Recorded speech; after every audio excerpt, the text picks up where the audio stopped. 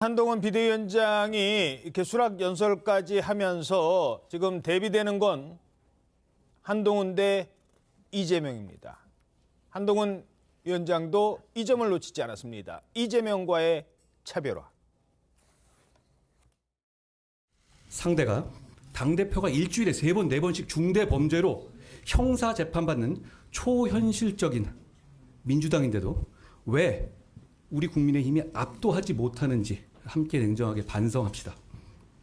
국민의힘이 정말 잘해왔고 잘하고 있는데도 억울하게 뒤지고 있는 거 그거 아닙니다. 우리 이제 무기력 속에 안주하지 맙시다. 계산하고 몸살이지 맙시다. 국민들께서 합리적인 비판하시면 미루지 말고 그때그때 바로바로 반응하고 바꿉시다. 이제 정말 달라질 거라 약속드리고 바로바로 보여드립시다. 자, 그러면서 이재명 대표를 둘러싼 세력들이죠. 이른바 개혁의 딸, 개딸들도 직접 언급을 했다고요? 네, 이런 문장인데요. 이재명 대표의 민주당이 운동권 특권 세력과 개딸 전체주의와 결탁해서 자기가 살기 위해 나라를 망치는 것을 막아야 한다 이렇게 얘기를 하면서요. 개딸 전체주의 이런 표현을 썼는데요. 이게 지금 운동권 특권 의식을 비판하면서 그의 반대급부로 성숙한 동료 시민, 그러니까 상반된 이미지를 주기 위한 전략적 발언이었다고 생각이 드는 대목입니다. 예. 자, 그리고 아까도 했었던 그 말, 아마 이게 이재명 대표와 가장 차별화되는 전략일 것 같은데요. 불체포 특권 포기, 그 부분도 들어보시죠. 국민의힘은 다양한 생각을 가진 국민께 헌신할, 신뢰할 수 있는 실력 있는 분들을 국민들께서 선택하실 수 있게 하겠습니다. 공직을 방탄수단으로 생각하지 않는 분들, 특권의식이 없는 분들만을 국민들께 제시하겠습니다. 우리 당은 국회의원 불체포 특권을 포기하기로 약속하시는 분들만을 공천할 것이고 그럴 일은 없겠지만 나중에 약속을 어기는 분들은 즉시 출당 등 강력히 조치하겠습니다. 우리는 이재명 대표의 민주당과 달라야 하지 않겠습니까? 네, 우리는 이재명 대표의 민주당과 달라야 하지 않겠습니까? 물론 민주당 이재명 대표도 비슷한 말을 쭉 해오긴 했었습니다. 불체포 특권 제한해야 된다. 100% 동의할 뿐만 아니라 제가 주장하는 것입니다. 10년 넘도록 먼지 털듯이 탈탈 털린 이재명 같은 깨끗한 정치인에게는 죄 짓지 않은 청렴한 정치인에게는 불체포 특권 전혀 필요하지 않습니다. 의원들의 면책특권, 불체포특권 너무 과하다. 네. 특권 내려놓게 해야 된다는 게 제 입장이고요. 그렇죠. 저는 불체포특권을 활용할 생각이 사실 제가 뭔 죄를 지었다고 불체포특권을 활용해야 됩니까? 빈총 겨누는데 방탄이 왜 필요합니까? 하지만 방탄은 필요했고 결국 불체포특권 포기하지 않았습니다. 바로 이 점을 파고든 겁니다. 여의도 사투리가 아닌 5천만의 표준어로 한번 해석을 해주시죠. 일단 이재명 대표가 절대로 못하는 거잖아요. 두 가지 답니다. 출마 포기 못하고요. 불체포 특권 포기 못합니다. 그런데 이재명 대표 본인 입으로 방금도 들었습니다만 죄 짓지 않은 청렴한 정치인에게는 불체포 특권 필요 없다라고 얘기했는데 그러면은 불체포 특권이 필요한 사람은 죄 짓지 않은 청렴한 정치인이 아니라 죄 지은 청렴하지 않은 정치인이라는 거를 본인 입으로 말하고 있는 것 아닙니까? 그렇기 때문에 당대표, 특히 지금 당대표만 맡고 계신 게 아니라 인재 영입위원장까지 맡고 계십니다. 그런 잣대로 하면 민주당에는 더 이상 깨끗한 청렴한 정치를 할 수 있는 사람을 못 데리고 온다라는 그런 대비가 확실히 된다라는 거죠. 예. 그리고 이 부분은 민주당 안에서도 여러 가지 목소리가 나오고 있는데 그 목소리 완전히 무시하고 있습니다. 그러면 한쪽은 오로지 특권만 누리고 또 당대표 때문에 오히려 나가서 싸우지 못하는 그런 형국이고 한쪽은 이제 새로 당대표 역할인 비대위원장이 이 부분을 얘기를 했기 때문에 앞으로 정치할 사람들은 이 부분에 대해서 선명하게 얘기를 하지 않으면 정치 못하게 되는 겁니다. 이런 부분에 있어서 국민들에게 주는 메시지 확실합니다. 죄 짓지 않은 청렴한 정치인은 어느 당에 있습니까? 자, 그런데 앞으로 그 이재명 대표와 한동훈 위원장의 그 대비 지금부터 이제 그 부분을 알아볼 텐데 이재명 대표가 훨씬 더 바쁠 것 같다는 거예요. 지역구 출마도 해야 되죠. 그다음에 이제 공천권도 갖고 있습니다. 당 대표로서 지금 비대위원장은 자기 출마도 안 해요. 근데 이번엔 출마도 하죠. 공천권. 그러니까 비대위원장이지만 이쪽은 공동 지금 민주당 내부에서는 비대위 만들어라. 그러니까 그게 무슨 얘기냐면 당 대표 내려놓고 비대위로 가자는 건데 그건 못 하겠다. 공동 선대위 가겠다. 선대위라는 거는 본인이 또 그것도 하겠다는 거거든요. 한 분은 엄청 바쁠 것 같고 어떻게 보십니까? 일단 뭐 이재명 대표 입장에서도 한동훈 비대위원장이 불체포 특권을 내려놓는 이 구호가 상당히 이제 뭐랄까요, 상당히 이제 압박이 될 거라고 저는 생각합니다.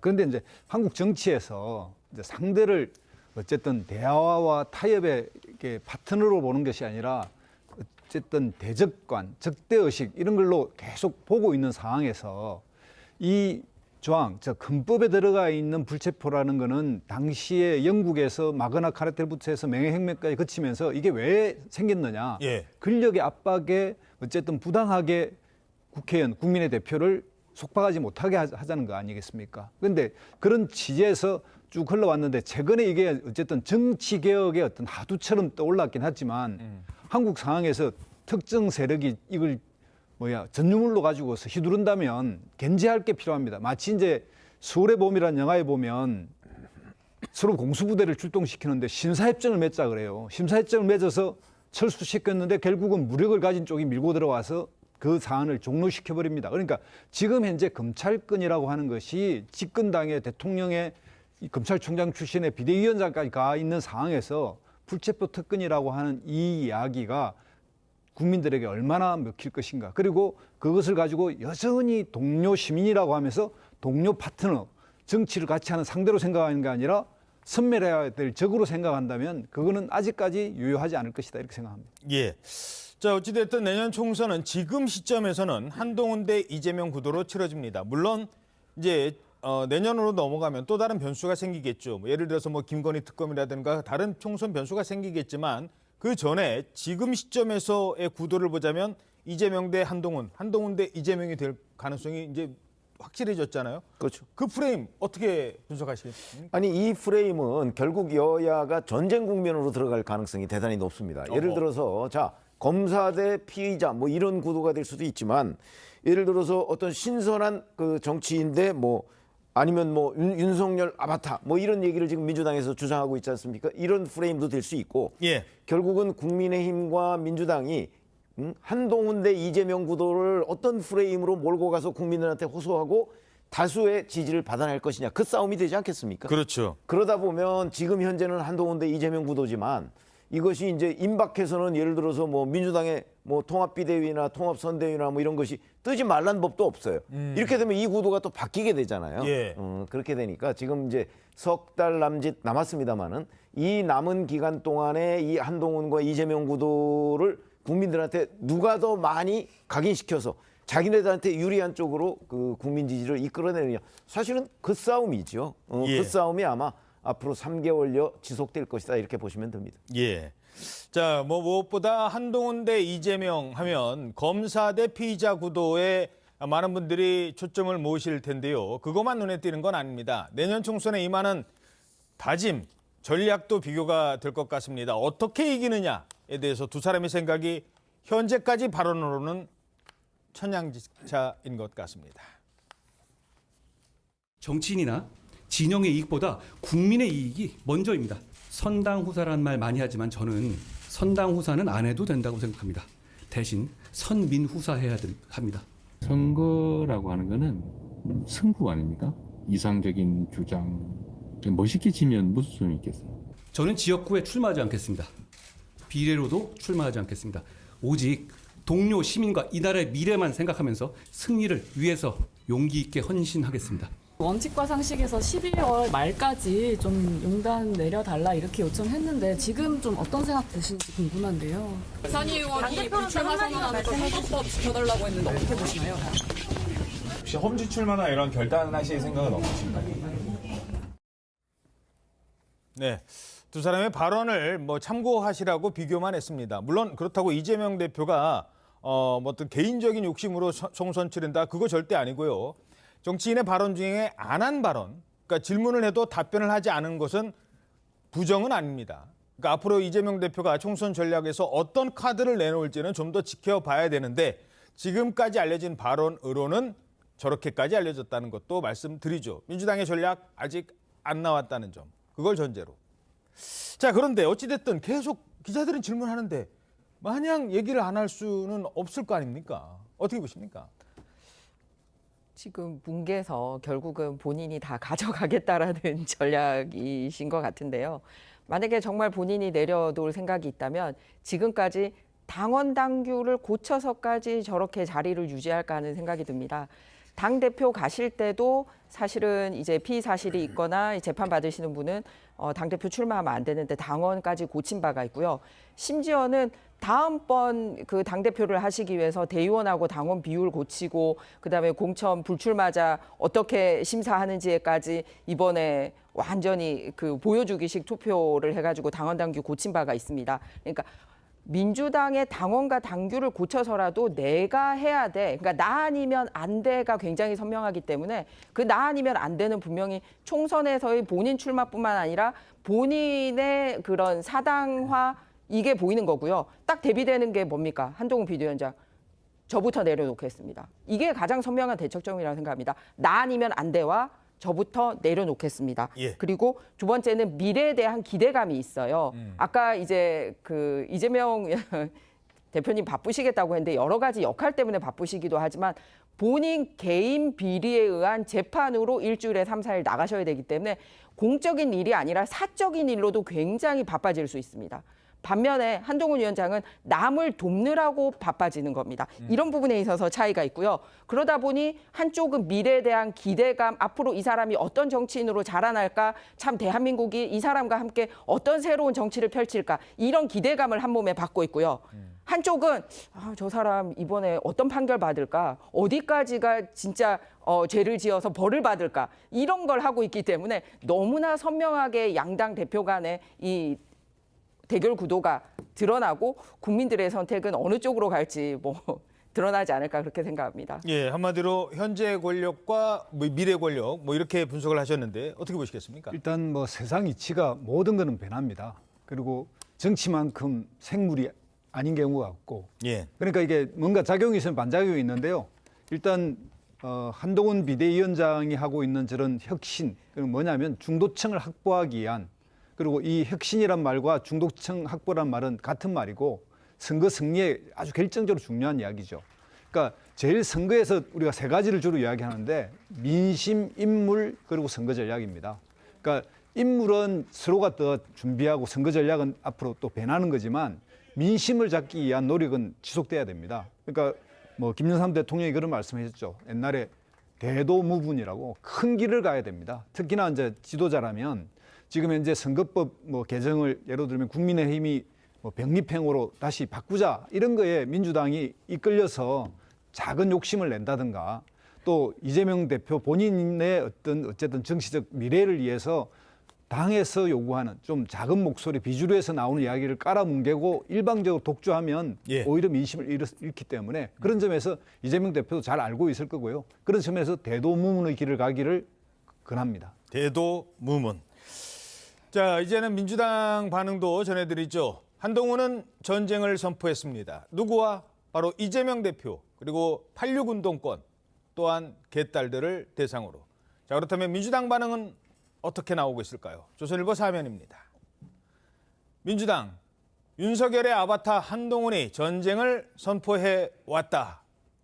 민주당 반응 상당히 격한 것 같아요. 어떤 반응입니까? 네, 정청래 최고위원 같은 경우에는 한동훈에게 충고한다. 국민이 군림하는 윤석열 검사 독재 정권과 먼저 싸워라. 그리고 국민 앞에 좀 더 겸손해져라. 이렇게 공격적으로 나왔고요. 또 김용민 의원, 박용진 의원도 자의식 과잉 비대위원장 잘 왔다.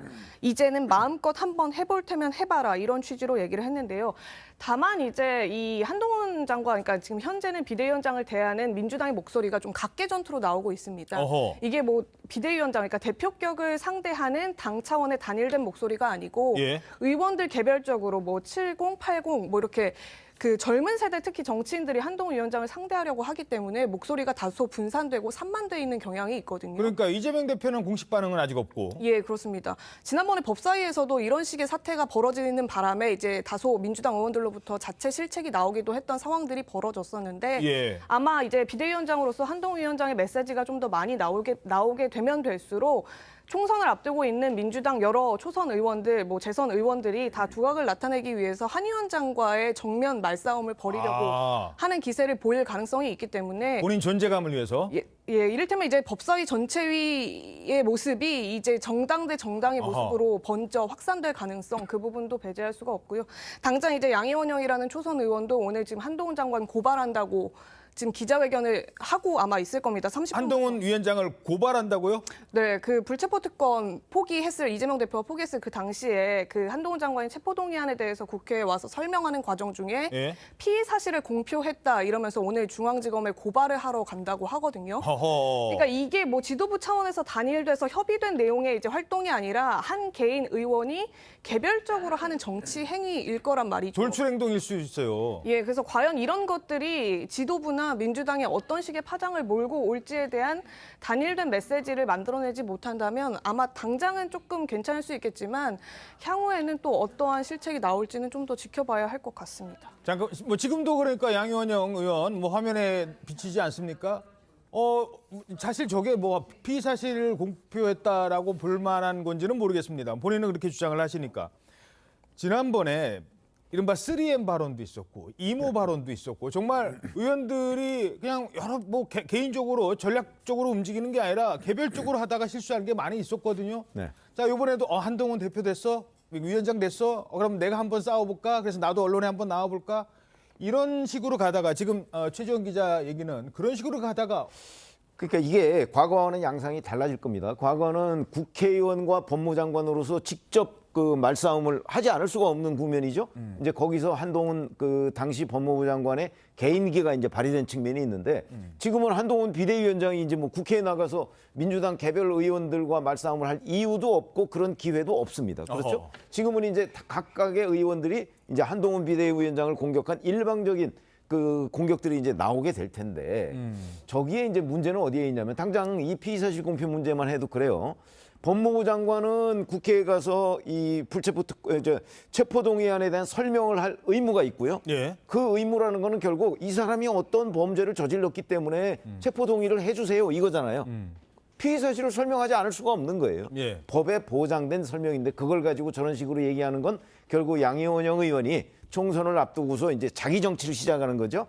저런 식의 자기 정치 시도가 양이원영 의원뿐만 아니고 여러 의원들한테서 이제 집중적으로 나오게 될 텐데 뭐 궁극적으로 그 부분을 누가 이제 평가해 줄 수도 없습니다. 예. 직접 뭐 한동훈 비대위원장이 대응할 수도 없는 것이고 결국 나중에 국민들이 표로서 심판하지 않을까 싶습니다. 알겠습니다.